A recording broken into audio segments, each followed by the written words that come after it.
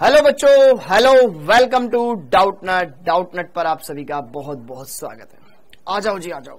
उम्मीद है आप सभी अपने घरों पर एकदम स्वस्थ है, मस्त है। कैसे हैं आप सब? हेलो अंकिता जी, हेलो भरत, वैष्णवी, हेलो अंशुल, कोमल, आकांक्षा, गुलफाम। आ जाओ जी, आ जाओ। आप सभी बच्चों का बहुत बहुत स्वागत है। हैप्पी बर्थडे मुस्कान, हैप्पी बर्थडे। आ जाइए, कैसे हैं आप सब? Hello Sushant Mishra, hello Joseph, hello hello hello hello.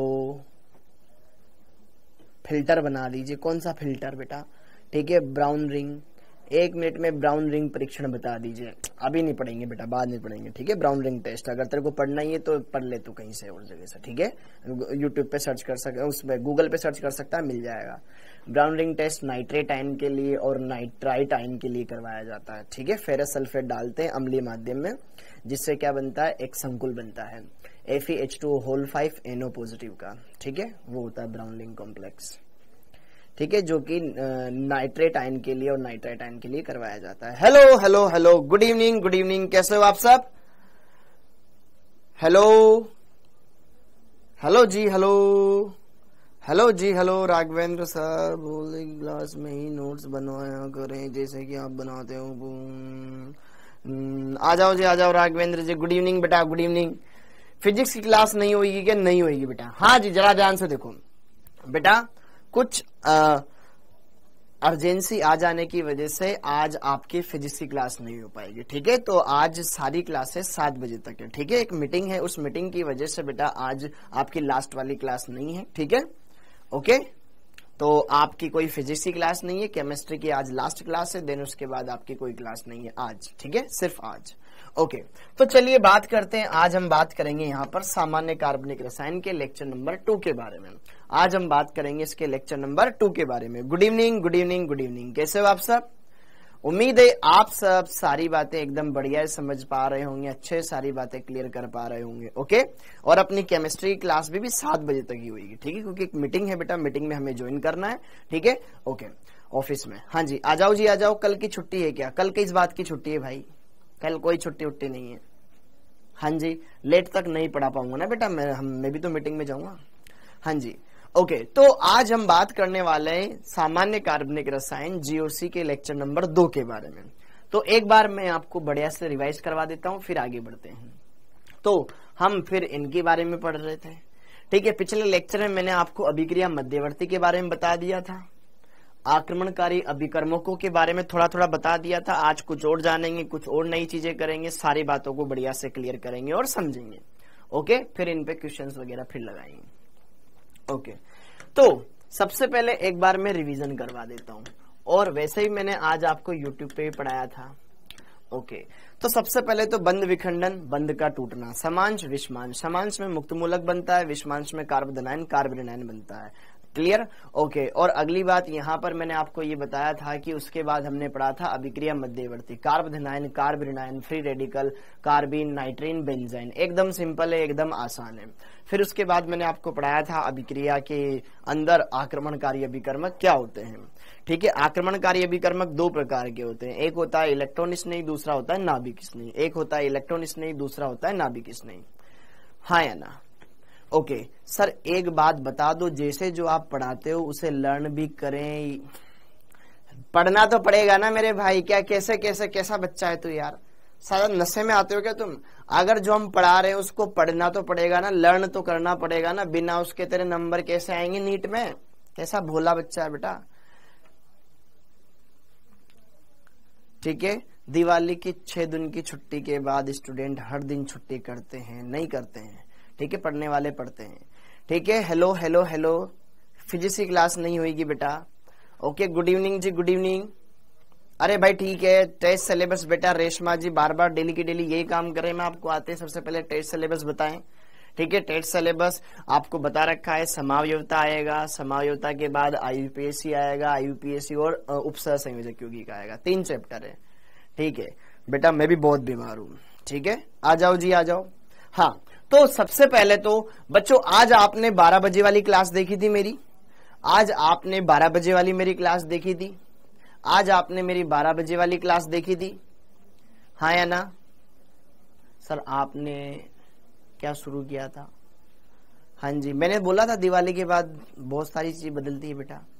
हाँ जी, नहीं देखी थी, कोई बात नहीं, बढ़िया बात है, मैंने तो बोला था देखते। कैसे कैसे बच्चे हो, नहीं देखी, बहुत बढ़िया, मत देखो। हाँ जी, ओके, जिन्होंने देखी होगी बेटा उन्हें फायदा मिला होगा, ठीक है, ओके, वेरी गुड बेटा, very good, okay okay okay, हम खेत में था ना, ओके, नंबरिंग करो, खुद करो बेटा नंबरिंग, ओके। हाँ जी, आज मेरा बैच बंद हो गया था, फिर से चालू करवाया, वेरी गुड, बहुत बढ़िया, ठीक है। तो चलिए अब आगे बढ़ते हैं, सारी बातों को देखते हैं, एकदम बढ़िया है, सारी चीजों को कवर अप करते हैं। तो यार हमने लास्ट क्लास में क्या बेटा, मैंने लास्ट क्लास में तुम्हें इलेक्ट्रॉन स्नेही के बारे में बता दिया था। लास्ट क्लास में हमने पढ़ा था इलेक्ट्रॉन स्नेही। आज मैंने 12 बजे जीओसी वाले चैप्टर के बारे में पढ़ाया था, जिसमें मैंने इलेक्ट्रॉन स्नेही, नाभिक स्नेही के बारे में पढ़ाया था, प्रेरणिक प्रभाव के बारे में पढ़ाया था, ठीक है। तो आइए बात करते हैं।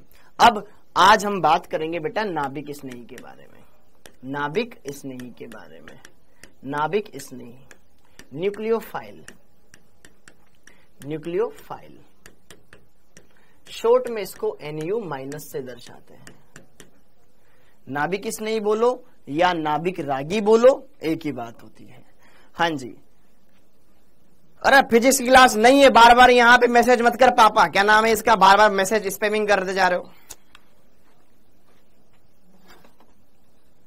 तुम्हारे सारे के कमेंट बंद करने पड़ेंगे, अब करते रहो मैसेज, मेरे को कोई फर्क नहीं पड़ रहा, ठीक है। हाँ जी, नाभिक स्नेही,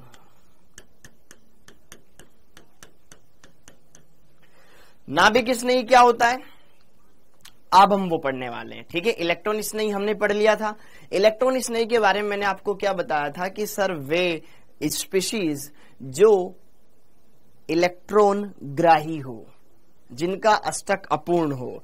अब जैसे कि मैंने आपको बताया था कि जितने भी धनायन हैं जिनका अष्टक अपूर्ण है, वो सब क्या होते हैं, इलेक्ट्रॉन स्नेही की भांति व्यवहार करते हैं। और अगर कोई उदासीन यौगिक है परंतु उसका भी अष्टक अपूर्ण हो, या उसके पास रिक्त डी कक्षक अवेलेबल हो, तो वो भी क्या करता है, नाभिक स्नेही, सॉरी, इलेक्ट्रॉन स्नेही के समान व्यवहार करता है, जो कि मैंने आपको बताया हुआ है।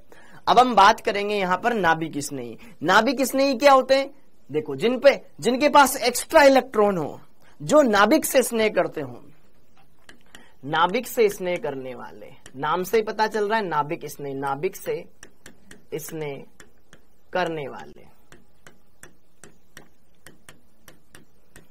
अब नाभिक पर क्या होता है, धनावेश, मतलब धनावेश से स्नेह कौन करेगा, ऋणावेश, या जिसके पास ज्यादा इलेक्ट्रॉन है, ठीक है। तो यहां पर अगर हम बात करें, सभी ऋणावेशित आयन, सभी ऋणावेशित आयन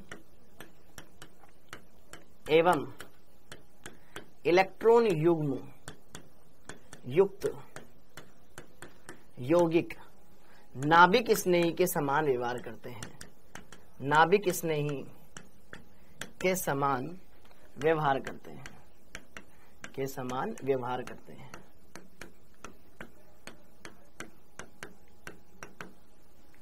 जो भी ऋणावेश है वो सब, जैसे कि उदाहरण के तौर पे मैं आपको बताऊं बेटा, जैसे कि H माइनस, जैसे कि CH3 माइनस, जैसे कि CH3 CH2 माइनस, कोई भी ऋणायन हो, वो सब नाभिक स्नेही होते हैं। जैसे कि X माइनस, X का मतलब कोई भी हेलोजन, जैसे कि F minus, Cl minus, Br minus, I minus, ये सब ऋणायन, या फिर OH माइनस, या फिर NH2 माइनस, ठीक है, यहां पर OCH3 माइनस, कोई भी आ जाए, ठीक है, यहां पर Cn माइनस, कोई भी ऋणावेश आ जाए, NO2 माइनस, ठीक है, ये सब नाभिक स्नेही के समान व्यवहार करते हैं, क्योंकि इन पे क्या है, ऋणावेश है, ठीक है। ये सब न्यूक्लियोफाइल की तरह बिहेव करते हैं, ओके। अब इसके अलावा ये तो कौन से, ऋणायन वाले, सब पर ऋणाव, ये यहां पे भी नेगेटिव चार्ज है, ठीक है। और अगर मैं बात करूं बेटा इनके अलावा लोन पेयर वाले, जिनके पास इलेक्ट्रॉन युग्म हो, लोन पेयर वाले, ठीक है, जैसे कि लोन पेयर में अमोनिया, अमोनिया में नाइट्रोजन के पास लोन पेयर होता है, पता है हमें, NH3, नाइट्रोजन के बाइतम कोश में 5 इलेक्ट्रॉन होते हैं, 5 में से 3 नाइट्रोजन के साथ 3 हाइड्रोजन के साथ बंध बनाने में चले जाएंगे, 2 बच जाएंगे, 2 का मतलब 1 लोन पेयर। ठीक है, अगर यहां पर एमीन की बात करूं RNH2, इसमें भी लोन पेयर होता है। ठीक है, 2 डिग्री एमीन की बात करूं R2NH, यहां पे भी लोन पेयर होता है। 3 डिग्री एमीन की बात करूं, यहां पे भी लोन पेयर होता है। तो ये सब नाभिक स्नेही है। ठीक है, और अगर मैं बात करूं जल H2O में ऑक्सीजन के पास लोन पेयर होते हैं 2। ठीक है, या फिर मैं बात करूं एल्कोहल में बात करूं तो एल्कोहल में भी लोन पेयर होता है, या मैं बात करूं यहां पर ईथर ROR, इसमें भी लोन पेयर है आदि। तो जिसमें लोन पेयर हो वो भी क्या होते हैं, नाभिक स्नेही होते हैं। जिसके पास ऋणावेश है, जिसके पास लोन पेयर है, या जिसके पास पाई इलेक्ट्रॉन है। ठीक है, पाई इलेक्ट्रॉन वाले भी नाभिक स्नेही के समान व्यवहार करते हैं। लिखते जाओ साथ के साथ। ठीक है, लिखते रहें साथ के साथ बढ़िया से, कोई भी फालतू इधर की बातें नहीं करेगा। ओके, डिस्टर्ब करते हो उससे, खुद भी डिस्टर्ब करते हो और खुद भी डिस्टर्ब होते हो, बाकियों को भी डिस्टर्ब करते हो। ओके, अगली कहानी। हाँ जी, पाई इलेक्ट्रॉन युक्त यौगिक, यह भी नाभिक स्नेही के समान व्यवहार करते हैं। जैसे कि बेंजीन हो जाए, बेंजीन में पाई इलेक्ट्रॉन है, नाभिक स्नेही है। क्लियर है, बेंजीन हो गया, एल्कीन हो गया, इसमें भी पाई इलेक्ट्रॉन है, एल्काइन हो गया आदि। ये सब नाभिक स्नेही के समान व्यवहार करते हैं। ठीक है, क्योंकि ये अपने पाई इलेक्ट्रॉन को दान करता है। ठीक है, तो यहां पर नाभिक स्नेही के बारे में बात करें तो कोई भी ऋणावेशित आयन या कोई उदासीन जिसमें केंद्रीय परमाणु का अष्टक पूर्ण है, लोन पेयर है उसके पास, वो और यहां पर पाई इलेक्ट्रॉन सिस्टम, ये सब नाभिक स्नेही होते हैं। अच्छा, किसी अणु में एक से ज्यादा नाभिक स्नेही केंद्र भी, इलेक्ट्रॉन धनी केंद्र हो सकते हैं। देखो ध्यान से, नाभिक स्नेही क्या होता है, नाभिक से स्नेह करने वाले, मतलब ये खुद कैसे होते हैं, अमीर होते हैं। यह क्या होते हैं, इलेक्ट्रॉन धनी होते हैं, इलेक्ट्रॉन धनी स्पीशीज। इन सब में ऋणावेश ऋणावेश ऋणावेश, इन सब के पास lone pair lone pair lone pair, इनके पास pi electron pi electron pi electron, ये सब अमीर लोग हैं। हाँ है ना। अब इलेक्ट्रॉन धनी परमाणु इनमें, अब जैसे कि देखो ध्यान से, यहां तो पाई इलेक्ट्रॉन है। ठीक है, अगर मैं बात करूं इनमें, देखो ये H पर ऋणावेश, CH3 इस कार्बन पे ऋणावेश, इस पे ऋणावेश, इन हेलोजनों में सब पे ऋणावेश, ये इलेक्ट्रॉन धनी परमाणु है। अगर मैं बात करूं यहाँ नाइट्रोजन के पास लोन पेयर है, यहाँ नाइट्रोजन, यहाँ नाइट्रोजन, यहाँ ऑक्सीजन ऑक्सीजन ऑक्सीजन, तो ये इलेक्ट्रॉन धनी परमाणु है। तो ये तो हो गया। एक होते हैं उभयदंती नाभिक स्नेही, उभयदंती नाभिक स्नेही जिसमें एक से ज्यादा इलेक्ट्रॉन धनी परमाणु होते हैं। हाँ जी, इसके बाद आता है उभयदंती न्यूक्लियोफाइल, उभयदंती न्यूक्लियोफाइल जिसमें एक से अधिक इलेक्ट्रॉन धनी परमाणु होते हैं, जिनमें एक से अधिक इलेक्ट्रॉन धनी केंद्र होते हैं। ऐसे लिख दूं मैं, जैसे कि कुछ लिगेंड ऐसे, कुछ नाभिक स्नेही ऐसे हैं बेटा, जैसे वहां पे लिगेंड होते थे ना, वैसे यहां पे, जैसे कि उदाहरण साइनाइड। साइनाइड में अगर मैं देखूं बेटा, तो यहां पर इस कार्बन के ऊपर ऋणावेश होता है और नाइट्रोजन लोन पेयर वाला होता है। तो ये भी दान कर सकता है, ये भी दान कर सकता है। ठीक है, डिपेंड करता है कि आपका कंपाउंड कैसा है। ठीक है, वो अपन आगे देखेंगे उसके बारे में। इसमें 2 इलेक्ट्रॉन धनी केंद्र है, ये ऋणावेश और ये लोन पेयर। अब इसी तरीके से NO2 माइनस, इसी तरीके से NO2 माइनस, NO2 माइनस, इसके ऊपर भी ऋणावेश है और इसके पास भी लोन पेयर है। तो यहां पर भी 2 इलेक्ट्रॉन धनी परमाणु है, दोनों में से कोई एक भी दान आराम से कर सकता है। इसी तरीके से और उदाहरण देख लो, NH2OH, नाइट्रोजन के पास भी लोन पेयर है और इस ऑक्सीजन के पास भी यहां पर लोन पेयर है आदि। तो ये होते हैं आपके इलेक्ट्रॉन धनी, जिसमें एक से ज्यादा इलेक्ट्रॉन धनी परमाणु है, ये है आपकी उभयदंती नाभिक स्नेही। उभयदंती नाभिक स्नेही एकदम सिंपल सी चीज है, आराम से आप इसको समझ सकते हो, कोई दिक्कत नहीं है। तो इतना क्लियर हुआ बच्चों, सारी बातें क्लियर हो गई। पाई इलेक्ट्रॉन वाला सिस्टम, ये वाला सिस्टम सब एकदम क्लियर करवा दिया मैंने। अब एक बार इन पर देखो, यहां पर एक क्वेश्चन कर लेते हैं। हाँ जी, तो सबसे पहले क्वेश्चन नंबर 1, निम्न में से कौन इलेक्ट्रॉन स्नेही की तरह व्यवहार करता है? इलेक्ट्रॉन स्नेही मतलब गरीब आदमी। इलेक्ट्रॉन स्नेही क्या होते हैं? इलेक्ट्रॉन ग्राही होते हैं, गरीब आदमी। तो इनमें से कौन है चारों में से जो गरीब लग रहा है आपको, या जिसके अंदर इलेक्ट्रॉन एक्सेप्ट करने की क्वालिटी हो? RNH2 ये पूरा कंपाउंड है, ठीक है, जिसमें कार्बन इस नाइट्रोजन से जुड़ा हुआ है, कार्बन का भी स्टक पूरा है, R एल्किल समूह है। नाइट्रोजन के पास लोन पेयर होता है, तो लोन पेयर होने की वजह से ये इलेक्ट्रॉन दाता होगा, तो यह नाभिक स्नेही होगा। NO3 माइनस नाइट्रेट आयन, तो ये तो प्योर नाभिक स्नेही ऋणावेश है। एल्कोहल, एल्कोहल में जरा देखो ध्यान से, यहां पर ऑक्सीजन के पास लोन पेयर है, ये भी नाभिक स्नेही है। लेकिन अगर आप SO3 को देखोगे बेटा, तो SO3 में क्या पाए जा रहे हैं? यहां पर इस तरह से इसकी ज्योमेट्री होती है, SO3 की इस तरीके से ज्योमेट्री होती है। तो ध्यान से जरा आप यहां पर ध्यान से देखेंगे, तो यहां पर जो जुड़ने वाले परमाणु, एक सल्फर है एक ऑक्सीजन है, दोनों की विद्युत ऋणताएं अलग अलग है। तो जो पाई बंध के इलेक्ट्रॉन है बेटा, वो किसी एक परमाणु के ऊपर आसानी से शिफ्ट हो सकते हैं जिसकी विद्युत ऋणता ज्यादा है। तो यहां पर सल्फर पर क्या आ जाएगा? धनावेश आ जाएगा। तो इसमें इस अणु में एक परमाणु ऐसा है जिस पर इलेक्ट्रॉनों की कमी हो सकती है, तो यहां पर यह है वो इलेक्ट्रॉन डेफिशिएंट एटम, सल्फर। तो इस वजह से इसका आंसर हो जाएगा ऑप्शन नंबर 2। बाकी यहां पे लोन पेयर, यहां ऋणावेश है, यहां लोन पेयर है, यहां पर सल्फर ऐसा कंपाउंड है, सल्फर ऐसा एटम है जिसके पास इलेक्ट्रॉन की डेफिशिएंसी हो जाएगी जब ऑक्सीजन अपने पाई इलेक्ट्रॉनों को खींच सके। क्या मेरी बात समझ में आ रही है? अब अगला क्वेश्चन, निम्न में से कौन नाभिक स्नेही की तरह व्यवहार करेगा? नाभिक स्नेही अमीर लोग, ये है अमीर लोग, न्यूक्लियोफाइल। हाँ जी, देखो NO2 प्लस गरीब आदमी है जिसपे धनावेश आ जाए, ठीक है, इलेक्ट्रोफाइल। NH2 माइनस न्यूक्लियोफाइल, ठीक है। CCl2 याद है हमने ऐसा देखा था, कार्बिन, अगर कार्बिन की जगह, कार्बिन में कार्बन से हाइड्रोजन की जगह क्लोरीन लगा दें तो इसका नाम है बेटा डाइक्लोरोकार्बिन।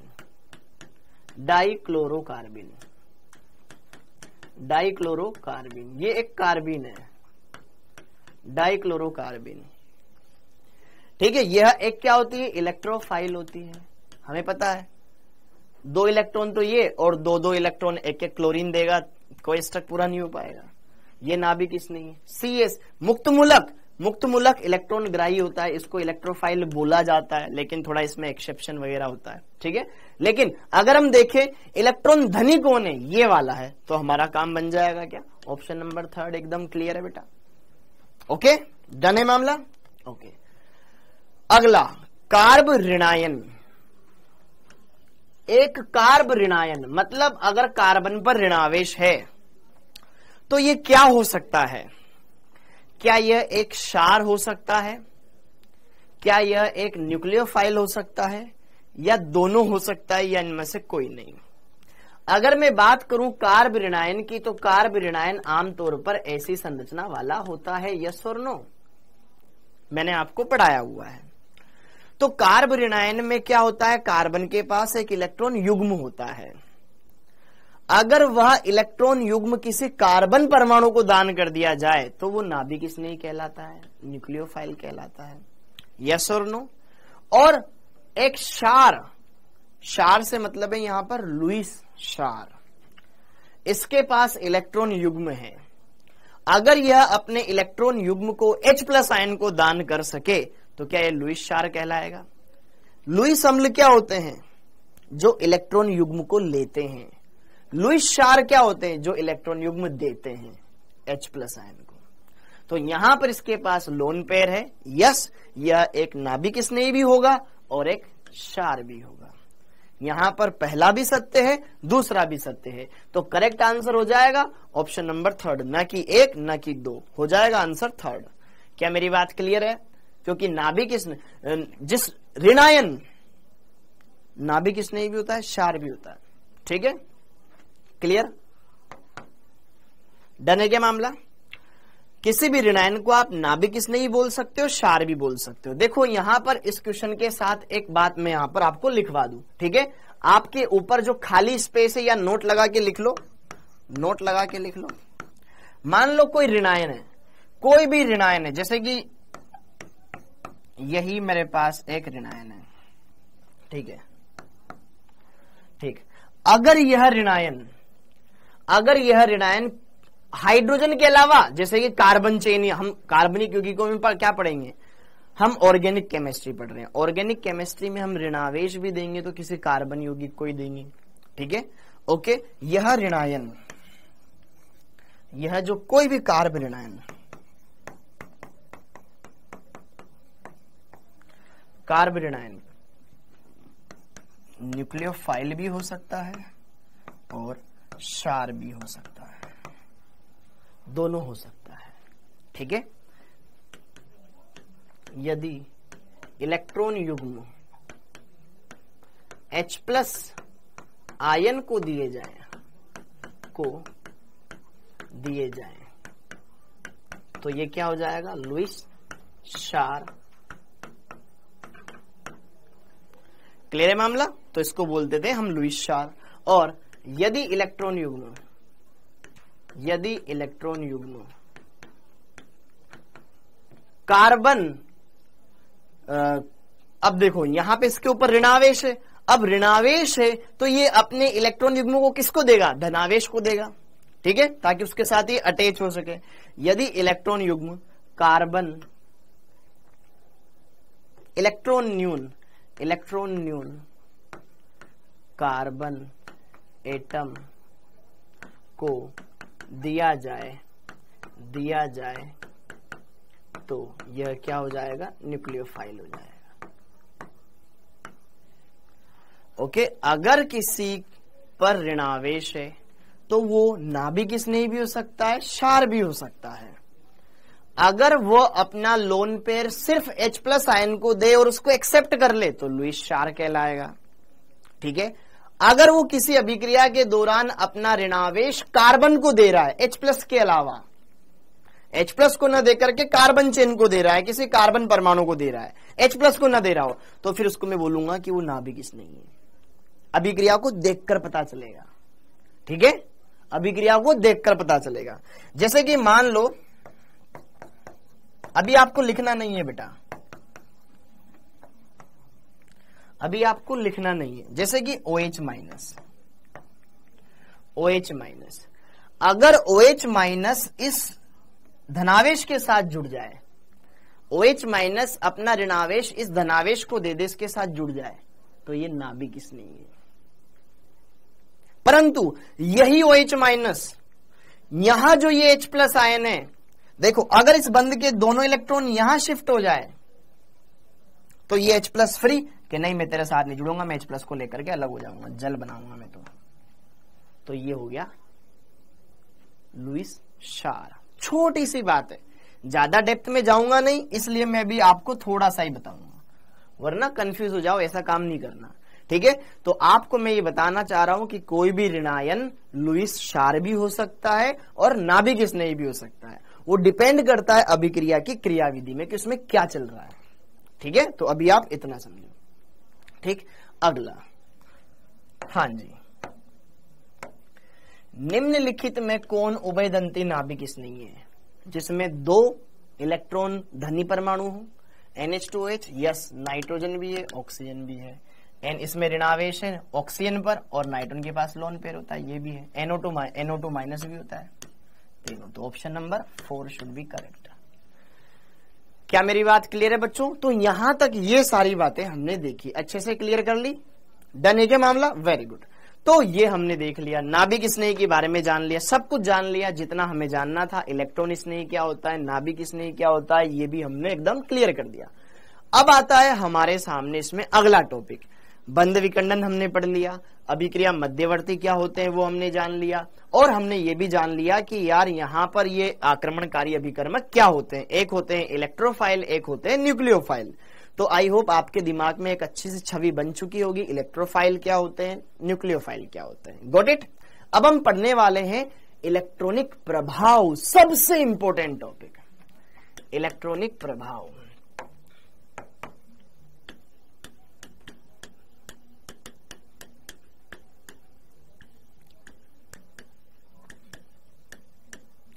इलेक्ट्रॉनिक प्रभाव, तो इलेक्ट्रॉनिक प्रभाव क्या होते हैं बेटा? किसी भी अणु के अंदर ये हो सकते हैं, ठीक है। इलेक्ट्रॉनिक प्रभाव जनरली दो तरह के होते हैं।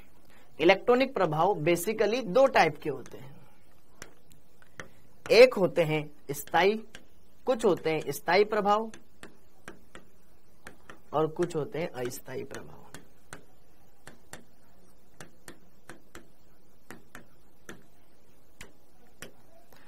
स्थायी के अंदर आता है परमानेंट और टेम्पररी। स्थायी में होता है आपके प्रेरणिक प्रभाव, प्रेरणिक प्रभाव, ठीक है। दूसरा अनुनाद, ये स्थायी प्रभाव है, अनुनाद या मिजोमेरिक प्रभाव, मिजोमेरिक प्रभाव, ये सब स्थायी प्रभाव है, ये अणु में होंगे ही होंगे अगर कंडीशन फुलफिल हो रही है तो। अगला अति संयुग्मन,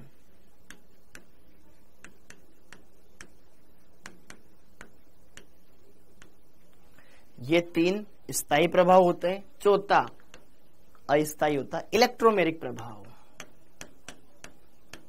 इलेक्ट्रोमेरिक प्रभाव। तो एक बार इनको लिख लो अच्छे से, फिर सबसे पहले हम हेडिंग डालेंगे प्रेरणिक प्रभाव। क्या होता है प्रेरणिक प्रभाव, अच्छे से उसको समझेंगे, बढ़िया सारी बातें जानेंगे, हर एक कॉन्सेप्ट को समझेंगे, डेप्थ में जाएंगे।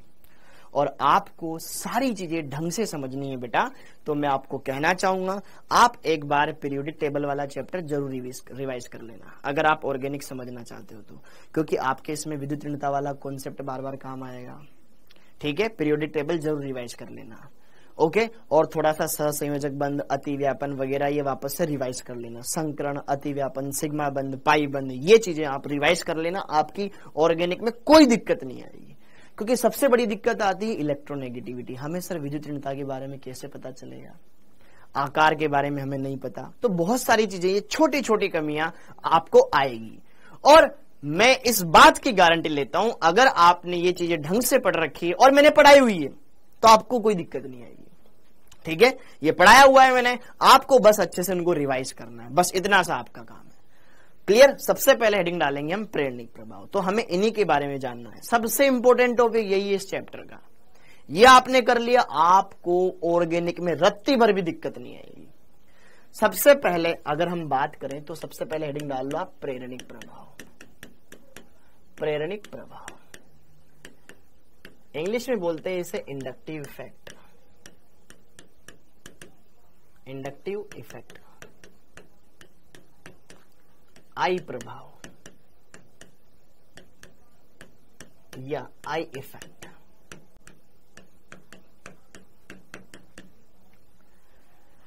ओके, तो प्रेरणिक प्रभाव भाई साहब क्या होता है?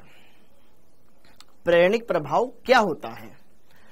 प्रेरणिक प्रभाव होता है, यह प्रभाव सिर्फ सिग्मा बंध के इलेक्ट्रॉनों पर लगता है। पहली बात, यह प्रभाव सिर्फ सिग्मा बंध के इलेक्ट्रॉनों पर, पाई बंध के इलेक्ट्रॉनों पर हमें कोई मतलब नहीं है। जहां एकल बंध है ना वहीं पे लगता है, ठीक है।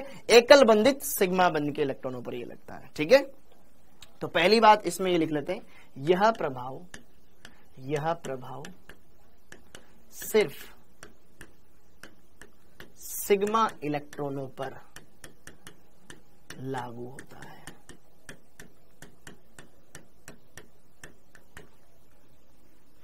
ठीक है, और क्या होता है, सिग्मा बंध के इलेक्ट्रॉनों के आंशिक विस्थापन की घटना हल्के से खिसक जाएंगे, बस यही प्रेरणिक प्रभाव है। सिग्मा, जैसे कि मान लो इधर कोई परमाणु है, इधर कोई परमाणु है, इन दोनों के बीच में इलेक्ट्रॉन है। अगर दोनों परमाणु सेम होते, जस्ट बीच में होते, लेकिन अगर सपोज करो मान लो दोनों में से कोई एक परमाणु अलग है, तो जिसकी विद्युत ऋणता ज्यादा होगी, इस बंध के इलेक्ट्रॉन हल्के से उसकी तरफ शिफ्ट हो जाएंगे। तो जिसकी पहले तो बीच में थे, अब जिसकी तरफ हल्के शिफ्ट हो जाएंगे उसके ऊपर इलेक्ट्रॉन घनत्व बढ़ जाएगा, और जिधर से इसकी तरफ से चले गए तो इस पर इलेक्ट्रॉन घनत्व कम हो जाएगा। बस ये इतना सा है, ठीक है। यह सिग्मा बंध के sigma partial displacement of sigma electron, ठीक है। सिग्मा इलेक्ट्रॉनों के आंशिक विस्थापन की घटना प्रेरणिक प्रभाव कहलाती है।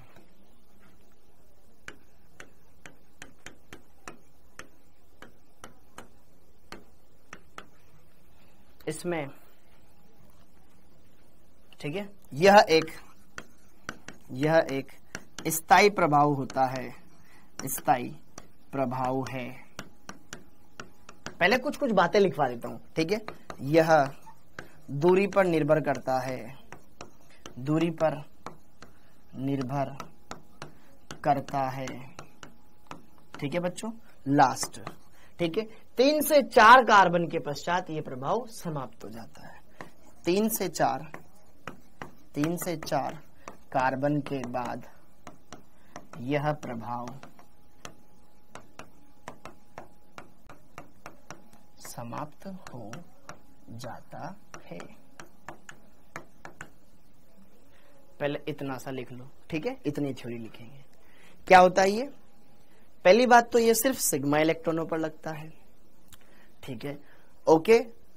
सिग्मा इलेक्ट्रॉनों के आंशिक विस्थापन की घटना होती है, स्थायी प्रभाव होता है, दूरी पर निर्भर करता है। 3 से 4 कार्बन के पश्चात ये ऑटोमेटिक खत्म सा हो जाता है। After 3 to 4 carbon atom this effect is lost, ठीक है, ओके। अब बात करते हैं सर कैसे हम इसको फील लाएं। तो पहले सिर्फ मैं आपको इतना बता देता हूं, प्रेरणिक प्रभाव उत्पन्न क्यों होता है, क्या कारण है इसका, इसके पीछे कारण क्या है।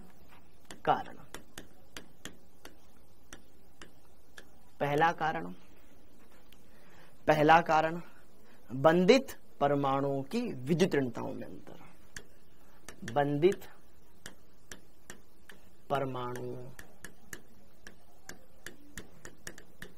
की ईएन में अंतर,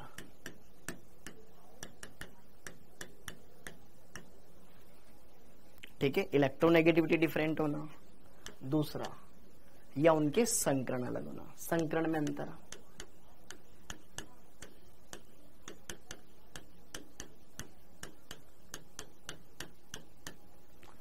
यस और नो।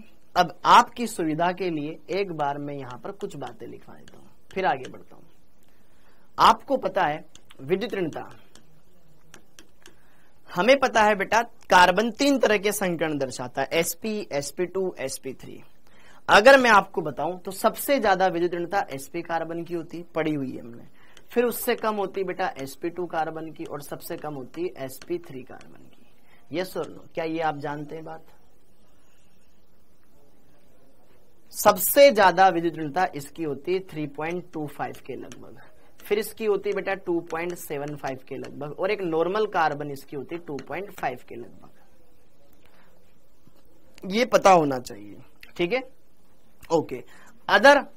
अदर एटम्स के बारे में मैं बात करूं तो आपको हाइड्रोजन की ईएन के बारे में पता होना चाहिए। हाइड्रोजन की होती है 2.1, ठीक है। नाइट्रोजन की होती है बेटा 3.04 के लगभग, ठीक है। फ्लोरीन की होती है 4.0, आई होप पता होगा आपको। क्लोरीन की होती है 3.16, ठीक है, 3.16, ओके। इनके बारे में आपको थोड़ा बहुत आइडिया होना चाहिए। एकदम क्लियर है, एकदम सिंपल सी बात है। नहीं पता है दिक्कत आएगी, ओके। ऊपर से नीचे चलते हैं, विद्युत ऋणता घटती जाती है, आकार बढ़ता जाता है, पता होगा, ठीक है। ये कहानी, एक तो ये बात आपको पता होनी चाहिए। अगली बात, जैसे कि अगर मैं बात करूं EN, मान लो मेरे पास 3 तरह के परमाणु हैं, 3 तरह के परमाणु, एक है उदासीन, एक है धनावेशित और एक है ऋणावेशित। तो किसकी विद्युत ऋणता सबसे ज्यादा होगी, इस चीज को भी फील करना। ये ए उदासीन वाला है, ये ए धनावेशित वाला है, ये ए ऋणावेशित वाला होता है। विद्युत ऋणता की परिभाषा क्या होती थी, इलेक्ट्रॉनों को अपनी ओर खींचने की क्षमता विद्युत ऋणता कहलाता है। ये धनावेशित वाला है, ये उदासीन वाला है, ये ऋणावेशित वाला है। किसको इलेक्ट्रॉनों की सबसे ज्यादा जरूरत है, क्या इस गरीब को? तो सबसे ज्यादा इलेक्ट्रॉन कौन खींचेगा, ये ऑलरेडी खींचा हुआ है पहले से बहुत सारे इलेक्ट्रॉन। तो सबसे ज्यादा इलेक्ट्रॉन डेफिशिएंट ये है बेटा उदासीन, धनावेशित, फिर उदासीन। ये तो इसके पास तो और है भैया, मेरे पास तो ऑलरेडी बहुत सारे, यार कैसे लूंगा मैं? तो यहां पर ये वाला कॉन्सेप्ट भी आप ध्यान रखें, ठीक है? ओके, सबसे ज्यादा इलेक्ट्रॉन की कमी इस पर है। यह है एकदम चोर लुक, चोर टाइप आदमी, ठीक है, चोरी करना ही चाहेगा, ये आराम से मिडिल क्लास वाले, ठीक है। और ये अमीर लोग जिनके पास बहुत सारा ब्लैक मनी इकट्ठा पड़ा हुआ है। अरे भैया किसी भी टाइम पे रेड जब पुलिस की रेड पड़ती है तो इन पे पड़ती है ना, ठीक है। इन्हीं घर पे टैक्स का मामला निकलता है कि अरे नीरव मोदी के घर में इतने का छापा, ठीक है, ये विजय माल्या, तो ये विजय माल्या जैसे लोग हैं, ये अपन जैसे लोग, और ये जो फुटपाथ पे सोने वाले लोग या उनसे भी ज्यादा गरीब लोग, तो वो अलग अलग यहां पर सिचुएशंस आ जाती है। तो क्या ये मेरी बात समझ में आई? तो इलेक्ट्रॉन नेगेटिविटी सबसे ज्यादा इसकी होगी, धनावेशित की, फिर उदासीन की, फिर ऋणावेशित वाले। क्या ये कॉन्सेप्ट क्लियर हुआ? अब यहां पर हमने ये समझ लिया, सारी बातें क्लियर कर ली। तो आई प्रभाव 2 प्रकार का होता है, आई प्रभाव 2 प्रकार का होता है। अब इसको फील करते हैं। अच्छा रुको, यहां पर मैंने आपको कारण बताया ना, एक तो बंधित परमाणुओं की EN में अंतर होना और संकरण में अंतर होना, ये 2 कारण है, ये अलग से नोट लिखवाया। अब यहां पर उदाहरण बताता हूं, उदाहरण कुछ सिंपल से, जैसे कि मान लो CH3 CH2 Cl, ये मेरे पास एक कंपाउंड है। क्या इसमें प्रेरणिक प्रभाव है? क्या इस कंपाउंड में प्रेरणिक प्रभाव है? ये एकल बंधित कार्बन, ये एकल बंधित कार्बन, ये भी sp3, ये भी sp3, इधर क्लोरीन, इसकी जितनी विद्युत ऋणता है उतनी इसकी, लेकिन इधर क्लोरीन है। तो क्या इस क्लोरीन और कार्बन के बीच के बंध के इलेक्ट्रॉन क्या जस्ट बीच में रहेंगे? नहीं सर, जिसकी EN ज्यादा होगी हल्के से उस तरफ आ जाएंगे। तो प्रेरणिक प्रभाव की दिशा इस तरह से हो जाएगी। यस और नो? ओके, क्यों? क्योंकि हमें पता है EN कार्बन की कम, क्लोरीन की ज्यादा है। समझ में आ रही मेरी बात? एकदम बेसिक से बता रहा हूं, एकदम बढ़िया से बता रहा हूं, ठीक है। रटने की कोई जरूरत नहीं है, सारी बातों को समझते जाओ, अच्छे से क्लियर कर लोगे।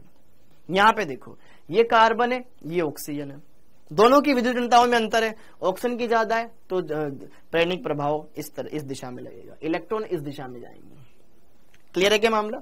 अगला, अच्छा अगर मान लो यहां पर है CH3 CH double bond CH2, ये कंपाउंड है।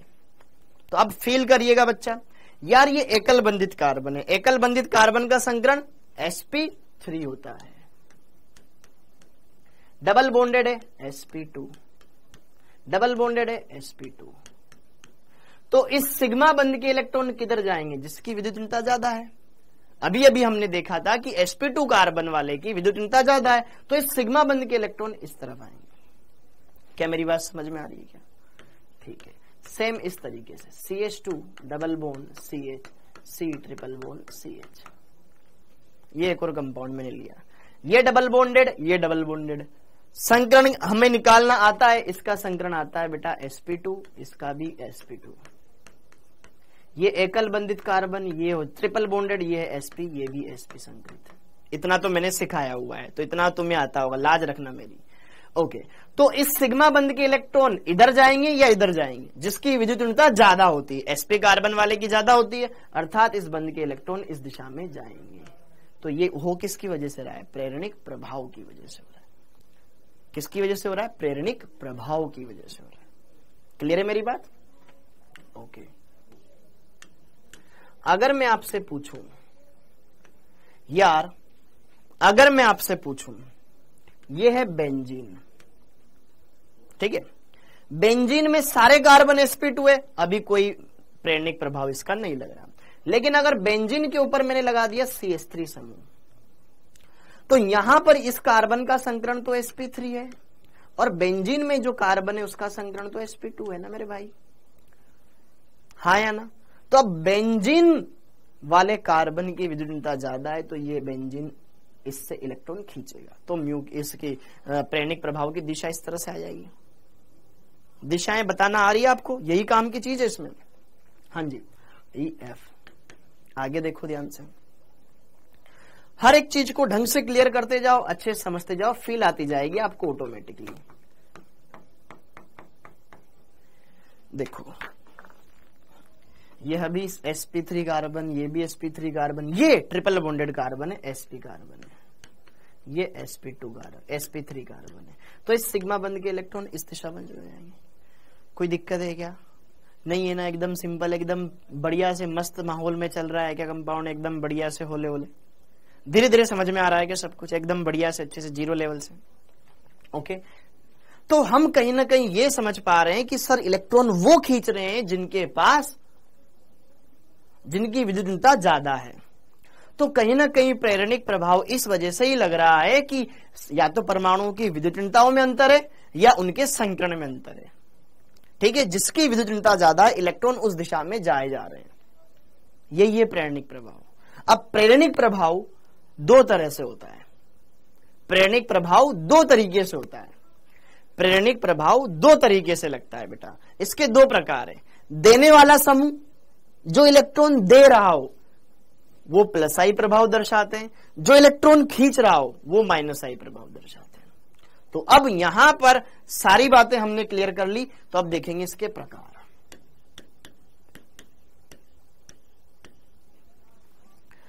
किसका? प्रेरणिक प्रभाव का। प्रेरणिक प्रभाव दो प्रकार का होता है। पहला होता है आपके पास प्लस आई प्रभाव,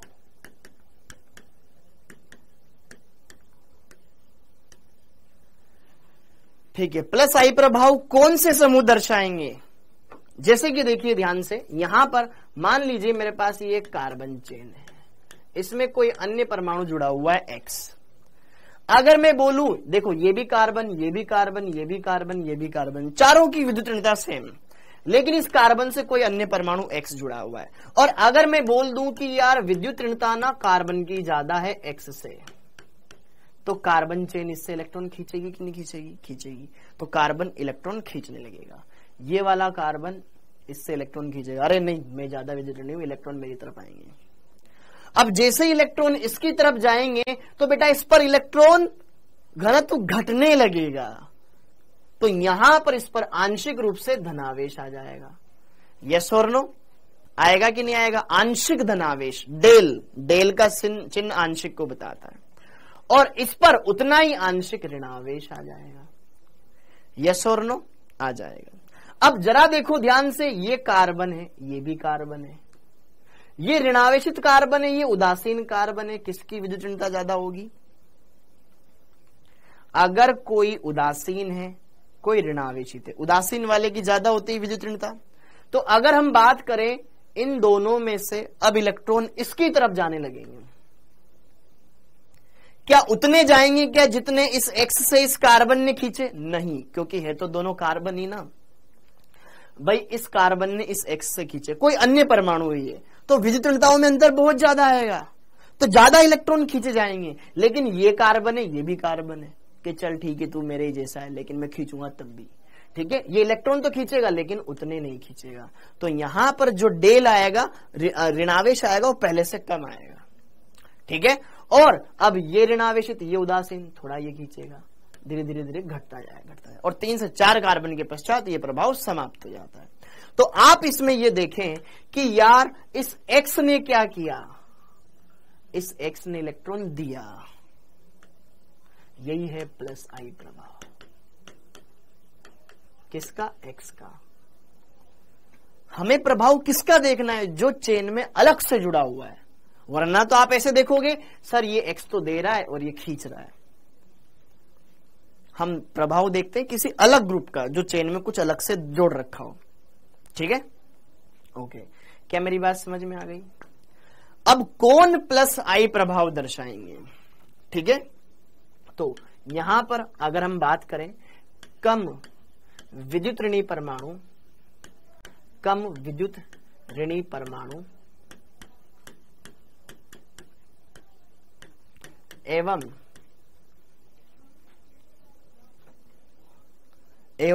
जिनके ऊपर ऑलरेडी इलेक्ट्रॉन्स बहुत ज्यादा है।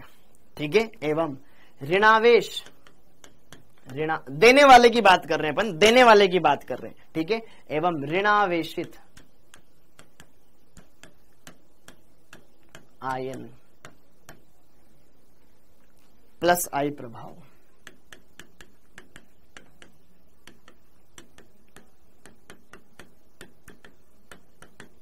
दर्शाते हैं। क्या मेरी बात समझ में? जिन पे ऋणावेश हो वो दान करेगा, वो लेगा नहीं, क्योंकि उसको पता है मेरे पास ऑलरेडी बहुत ज्यादा है। देखो ध्यान से, एक चीज साइड में लिख लेना, स्थायित्व जिसके ऊपर इलेक्ट्रॉन घनत्व, जैसे जैसे इलेक्ट्रॉन घनत्व बढ़ता जाएगा, मतलब इलेक्ट्रॉन घनत्व बढ़ता जा रहा है, ऋणावेश बहुत ज्यादा हो गया, इलेक्ट्रॉन डेंसिटी, इलेक्ट्रॉन घनत्व जैसे जैसे बढ़ेगा उसकी ऊर्जा भी बढ़ेगी, वो तड़पेगा और ज्यादा, और उसकी स्टेबिलिटी घटती जाएगी, उसका स्थायित्व घटता जाएगा। तो सारा प्रोग्राम स्टेबिलिटी के लिए हो रहा है।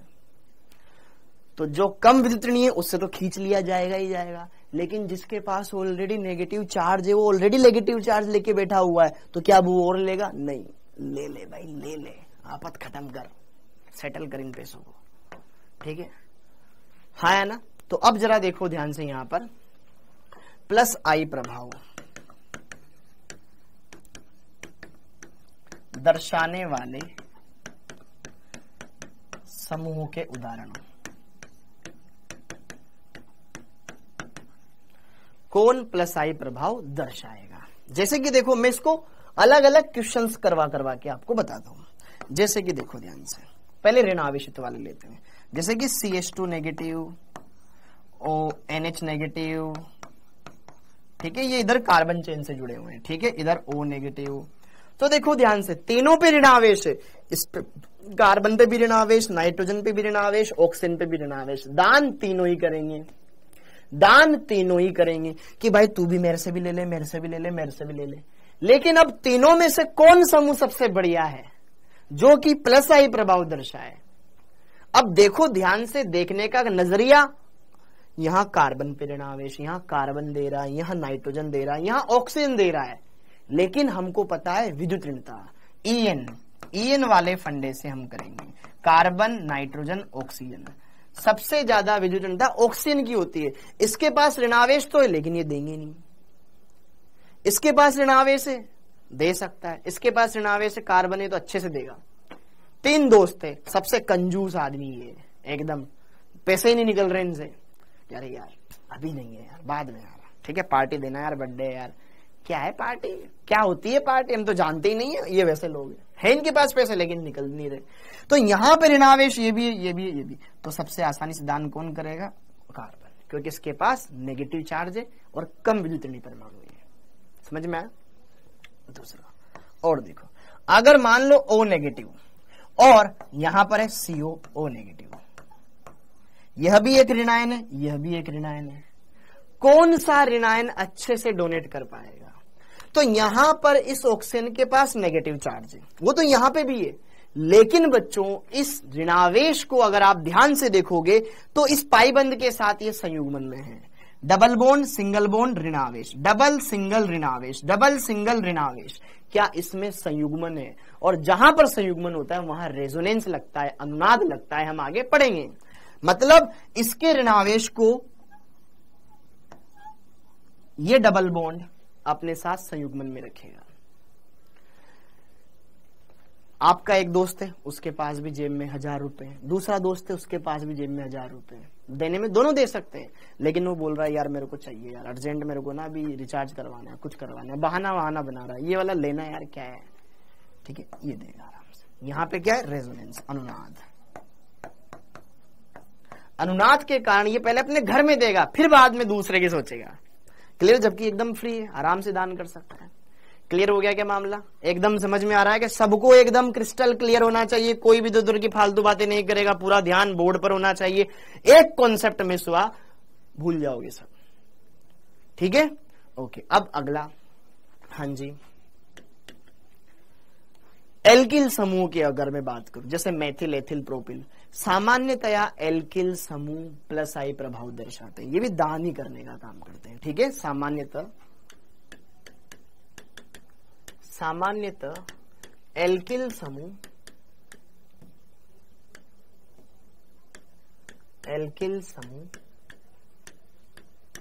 प्लस आई प्रभाव दर्शाते हैं। ठीक है, प्लस आई प्रभाव दर्शाते हैं। ओके, और अगली बात, जैसे जैसे एल्किल समूहों की संख्या बढ़ती जाती है, जैसे जैसे एल्किल समूहों की संख्या बढ़ती जाएगी, उनका प्लस आई बढ़ता जाएगा, दान करने की और वहां पर टेंडेंसी बढ़ती जाएगी, प्लस आई प्रभाव उनका बढ़ता जाएगा। जैसे कि देखो उदाहरण नंबर ABC, जैसे कि मैंने लिया मेथिल, मेथिल से बड़ा लगा दिया मैंने एथिल, एथिल से बड़ा लगा दिया मैंने प्रोपिल, प्रोपिल से बड़ा लगा दिया मैंने ब्यूटिल। तो जैसे जैसे एल्किल समूह बढ़ता जा रहा है, जैसे जैसे एल्किल समूह बढ़ते जाएंगे, उनका प्लस आई प्रभाव भी बढ़ता चला जाएगा। यस और नो? ठीक है, मेथिल से ज्यादा एथिल का, एथिल से ज्यादा प्रोपिल का, प्रोपिल से ज्यादा ब्यूटिल का, क्या प्लस आई प्रभाव, हम वही देख रहे हैं। समझ में आएगी मेरी बात? तो यहां पर यह है बेटा आपका मिथाइल ग्रुप, मेथिल समूह, यह है आपके पास एथिल समूह। याद होने चाहिए इनके नाम, क्योंकि नाम याद नहीं है ना फिर कोई मतलब नहीं है पढ़ने का। ठीक है, और ये आपके पास ब्यूटिल समूह, इसको खोल के भी लिख सकते हो, कोई फर्क नहीं पड़ता। हाँ जी, अगला, अगर आप शाखाएं बढ़ाते जाओ तो भी बढ़ता जाएगा। जैसे कि देखो ध्यान से, यहां पर यह है मेथिल, मेथिल में इस कार्बन से 3 हाइड्रोजन है, अगर मैं इसका हाइड्रोजन हटा करके कोई दूसरा वापस से मेथिल जोड़ते जाऊं, इसका 1 H कम कर दिया मैंने, 1 मेथिल लगा दिया, अगली बार 2 H कम कर दिए, 2 मेथिल समूह बढ़ा दिए, अगली बार तीनों के तीनों हाइड्रोजन हटा के 3 मेथिल लगा दिए। तो जैसे जैसे एल्किल समूह बढ़ रहे हैं, वैसे वैसे उनका प्लस आई भी बढ़ता चला जाएगा। ये है बेटा आपका मेथिल समूह, नाम याद होने चाहिए, मेथिल समूह। यह है आपका एथिल समूह, मेथिल को शॉर्ट में MEB बोलते हैं, एथिल समूह, इसको शॉर्ट में ATB बोलते हैं, याद रखना। यह है CH3CH3 आइसोप्रोपिल समूह, आइसोप्रोपिल समूह, शॉर्ट में IPR। अरे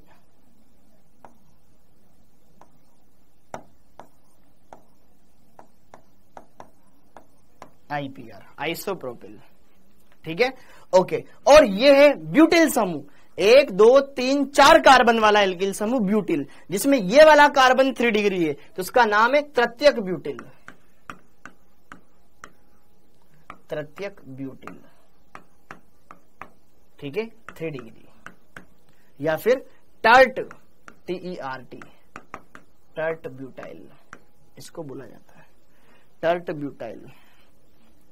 तो जरा देखो ध्यान से, मेथिल, एथिल, आइसोप्रोपिल, तृतीयक ब्यूटाइल, नाम पता होने चाहिए कि मुंह से अच्छे से ढाने याद होनी चाहिए कि अगर बोले तो तृतीयक ब्यूटिल खट खट खट, आइसोप्रोपिल खट खट खट, एथिल खट, मेथिल खट।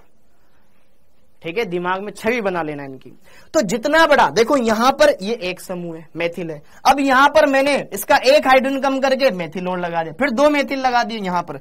इसमें देने वाला कोई नहीं है, हाइड्रोजन से हाइड्रोजन का कोई प्रभाव नहीं होता है। ठीक है, यहां पर एक मेथिल है, यहां पर इधर से भी इलेक्ट्रॉन मिलेंगे, इधर से भी इलेक्ट्रॉन मिलेंगे, इधर से भी मिलेंगे, इधर से भी मिलेंगे, इसमें तो ये ज्यादा देगा ना। क्लियर है मामला? तो यहां पर इसका ज्यादा होगा प्लस आई प्रभाव। क्लियर है क्या मामला? Okay, very good. अब इसी तरीके से हाँ जी, अब हाइड्रोजन में भी अगर मैं यहां देखूं, एक होता है CH3, एक होता है CD3, एक होता है CT3। ये हाइड्रोजन के 3 समस्थानिक है, प्रोटियम, ड्यूटेरियम, ट्राइड्रियम। H मतलब प्रोटियम, D मतलब ड्यूटेरियम, T मतलब ट्राइड्रियम। ओके, तो अब इन तीनों में बात करें तो कौन सबसे अच्छा प्लस आई दर्शाएगा, CH3, CD3 या CT3? अच्छे समझ लेना, H प्रोटियम, कोई ऐसे होंगे पता नहीं क्या है ये, ड्यूटेरियम, जिसको याद है वो ना लिखे, ड्यूटेरियम, T मतलब ट्राइड्रियम।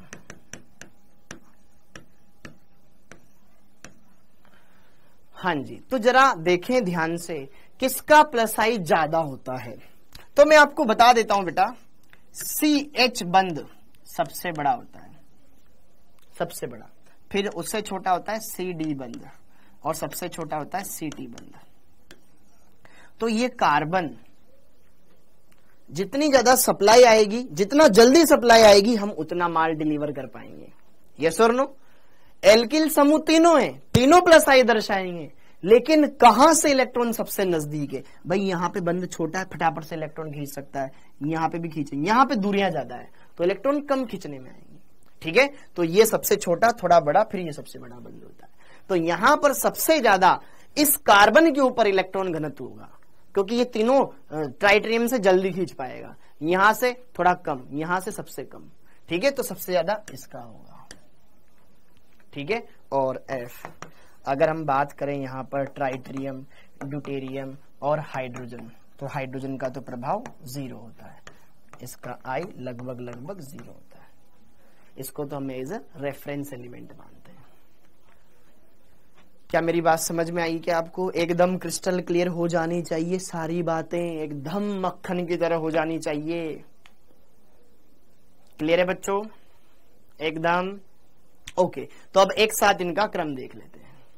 हाँ जी, प्लस आई प्रभाव सबसे ज्यादा होता है ऋणावेशित का, CH2 नेगेटिव, फिर आता है NH नेगेटिव, फिर आता है यहाँ पर O, फिर आता है यहाँ पर ये डबल बॉन्ड O नेगेटिव, फिर आते हैं आपके तृतीयक ब्यूटिल, फिर आता है आपके आइसो, फिर आता है आपका एथिल। पूरा पूरा लिखोगे इनको? ठीक है, ये यहाँ पर, ठीक है, ये तृतीयक ब्यूटिल है, ये आइसो है, और यहां पर CH2 CH3 ऐसे लिख दिया मैंने।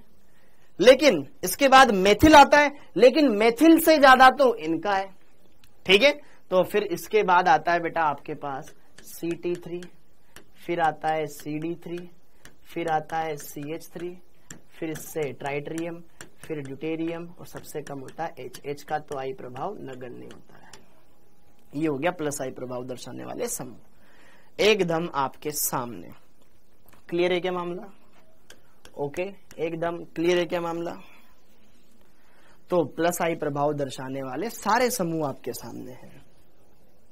सबसे ज्यादा ऋणावेशित दर्शाएगा, क्योंकि इसके पास एक्स्ट्रा है, तो पहले ये देंगे, फिर बाद में उदासीन वाले आ रहे हैं पीछे। क्लियर है मामला? तो ये है प्लस आई प्रभाव दर्शाने वाले समूह। तो प्लस आई प्रभाव क्लियर हो गया, प्लस आई प्रभाव दर्शाने वाले समूह क्लियर हो गए, उनका ऑर्डर कैसे आया वो समझ में आ गया। अब देखेंगे माइनस आई प्रभाव। हाँ जी, दूसरा है आपके पास माइनस आई प्रभाव। माइनस आई प्रभाव, माइनस आई प्रभाव, प्लस आई में क्या लिखा था हमने? बस पहले यहाँ पे एक्सप्लेन किया था। तो अब जरा देखो ध्यान से, यहाँ पर माइनस आई प्रभाव, माइनस आई प्रभाव इलेक्ट्रॉन खींचने वाले होंगे। जैसे कि अगर बात करूं मैं, यहां पर ये कार्बन चेन है मेरे पास, यहां पर कोई अन्य परमाणु एक्स है। अगर मैं बोल दूं कार्बन और एक्स में से अगर विद्युत ऋणता बेटा क्या हो, इस एक्स की ज्यादा हो, तो क्या इस बंध के इलेक्ट्रॉन एक्स की तरफ जाएंगे, तो ये इलेक्ट्रॉन खींचेगा तो इसके ऊपर ऋणावेश आएगा, तो इसके ऊपर उतना ही आंशिक धनावेश आ जाएगा, क्योंकि ये खींच रहा है तो इस पे धनावेश आएगा। अब ये कार्बन गरीब हो गया, ये उदासीन हो गया, तो गरीब वाला उदासीन से खींचेगा, अरे इधर दे मेरे से उसने ले लिया, अरे क्या कर रहा है यार, ठीक है, थोड़ा सा ये इससे खींच लेगा। और ये वाला ये उदासीन, ये गरीब, ये खींचेगा, तो 3 से 4 कार्बन पश्चात ये प्रभाव समाप्त हो जाता है। क्या मेरी बात समझ में आ रही है? क्या धीरे धीरे धीरे धीरे धीरे आंशिक धनावेश भी घटता जाएगा, ठीक है, हाँ या ना? क्लियर है, समझ में आ रहा है? कम्युनिकेशन यहां फटाफट से कम्युनिकेट हो गई, लेकिन इसकी बात यहां तक पूरी पहुंची नहीं। जैसे कि अगर मान लो, जैसे कि मैंने तुम्हें कुछ बात बताई, मैंने एक बच्चे को बोला कि बेटा तुझे ना सुबह 7 बजे उठ करके मंदिर जाना है और मंदिर जाकर के वहां पर ये काम करना है, पूजा पाठ करनी है, ये चीजें करनी है और वापस आना है। अब तूने यही चीज अगले वाले को बोली, अरे मंदिर जाना है, वहां पूजा वूजा करनी है, अरे मंदिर जाना है, ढोक दे के जाना, तो लास्ट वाले तक तो, और तुझे बस मंदिर जाना है, अरे तुझे तो बस 7 बजे उठना है, तो लास्ट वाले तक तो जाते जाते कुछ बात ही नहीं पहुंचेगी। अरे सर ने कुछ बोला था क्या यार, मैं आया ही नहीं था, सर ने क्या बोला था, अरे सर ने तो कुछ ही नहीं बोला यार, लास्ट तक तो ये हो जाएगा मामला। क्लियर है मेरी बात? समझ में आ रही है? समझ में आया? तो वही चीजें यहां पर है, इसने जैसे इलेक्ट्रॉन खींचे सबसे ज्यादा प्रभाव इस पे पड़ेगा, लास्ट में जाते जाते अरे कुछ नहीं सर, ऐसे बोलते रहते हैं, ठीक है ना, एकदम मस्त, वो वाली जिंदगी पीछे दो। क्लियर? तो ये माइनस आई प्रभाव, ये समझ में आया? अब देखो ध्यान से, यहां पर माइनस आई प्रभाव दर्शाने वाले समूह कौन दर्शाएंगे? यार ये खींच रहा है, ये समूह इलेक्ट्रॉन खींच रहा है, यही है माइनस आई प्रभाव, सिग्मा इलेक्ट्रॉनों को अपनी ओर खींचना। अब कौन खींचेगा? जो ज्यादा विद्युतऋणी हो या जिस पर धनावेश हो, धनावेश हो, ठीक है, तो धनावेशित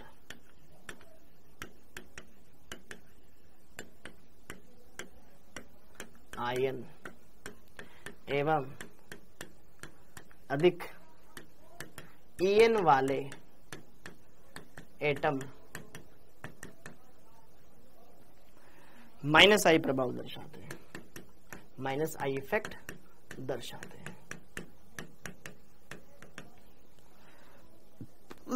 हैं, क्लियर है मेरी बात? ओके, अब देखते हैं इनके उदाहरण। माइनस आई प्रभाव दर्शाने वाले समूहों के उदाहरण।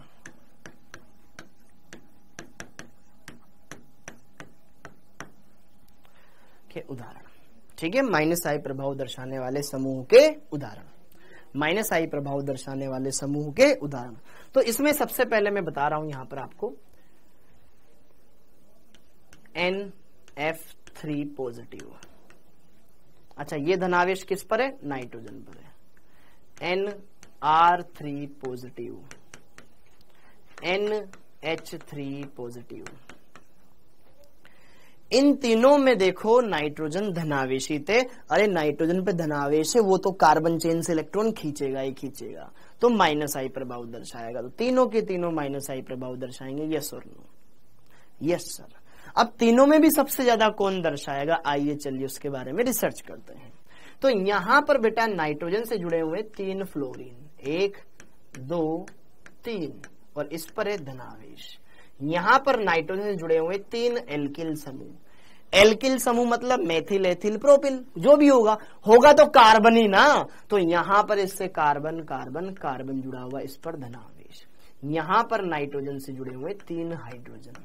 अब काम की बात जरा गौर करिएगा, बढ़िया से अच्छे सुनिएगा सारी बातें, ठीक है? ओके, अब मैं यहां पे तुम्हें एक्सप्लेनेशन देता हूं सारी चीज की। ओके,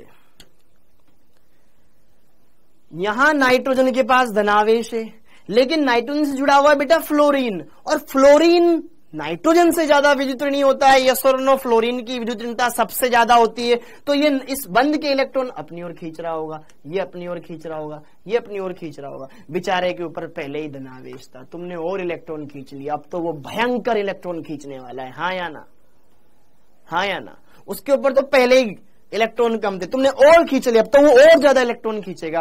क्या इसका NF3 का -I सबसे ज्यादा होगा? पहली बात तो ये डन। अब यहां पे जरा देखो ध्यान से, नाइट्रोजन पे धनावेश है। अब मैं इसके बारे में एक एक्सप्लेनेशन देता हूं तुम्हें, बढ़िया सी प्यारी सी, ठीक है, एक तुम्हें बढ़िया समझ में आएगी, एकदम मक्खन। सर देखो नाइट्रोजन पे धनावेश, एक बच्चे ने बोला, इन दोनों में मैंने पूछा बता किसका -I ज्यादा, तो मैंने एक बच्चे से पूछा सर नाइट्रोजन पे धनावेश है दोनों में, हाँ। यहां पे इससे जुड़े हुए एल्किल समूह, हाँ, एल्किल समूह सर +I प्रभाव दर्शाते हैं। अभी अभी आपने बताया था एल्किल समूह सर +I प्रभाव दर्शाते हैं, इसको ये तीनों इलेक्ट्रॉन दे देंगे तो इसको दूसरे से खींचने की जरूरत ही नहीं पड़ेगी। बात तो सही बोल रहा है।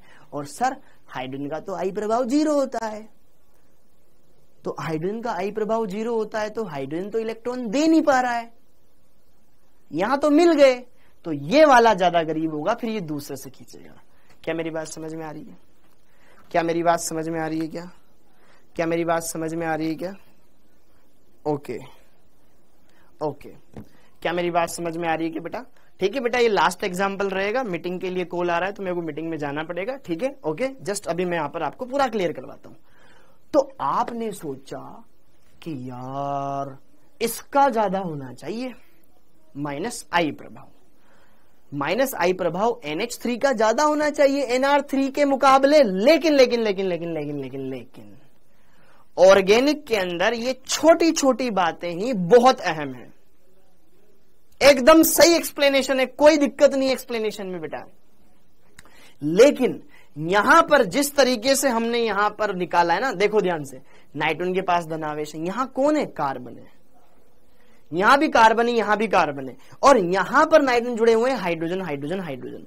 तो जरा देखो ध्यान से, नाइट्रोजन से भी तो पूछो वो इलेक्ट्रॉन लेगा कि नहीं लेगा, नाइट्रोजन से भी तो पूछो भैया उसको कहां से आसानी से इलेक्ट्रॉन मिल सकते हैं, किस बंध से वो इलेक्ट्रॉन आसानी से खींच सकता है।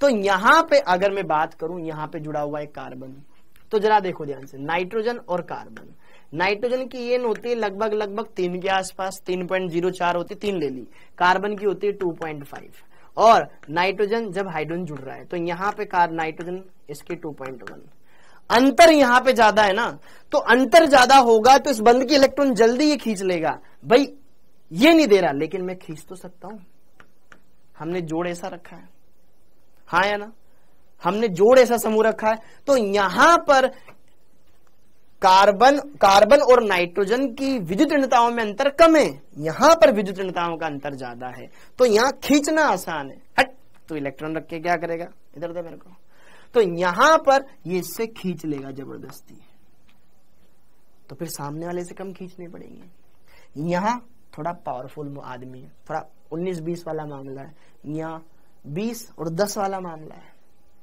ठीक है क्या? तो यहां पर ये उतने नहीं खींच पाएगा, तो इसलिए फिर ये इससे आगे से खींचेगा कार्बन चेन से। क्या ये मेरी बात समझ में आई बेटा? क्या ये मेरी बात समझ में आई? तो खींचने का मामला सबसे ज्यादा इसका, फिर इसका, फिर इसका। क्लियर?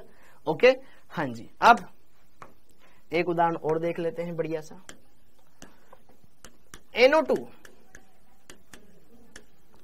NO2 साइनाइड और यहां पर COH और COOH, ये ठीक है, C, fluorine, chlorine, bromine, iodine, ये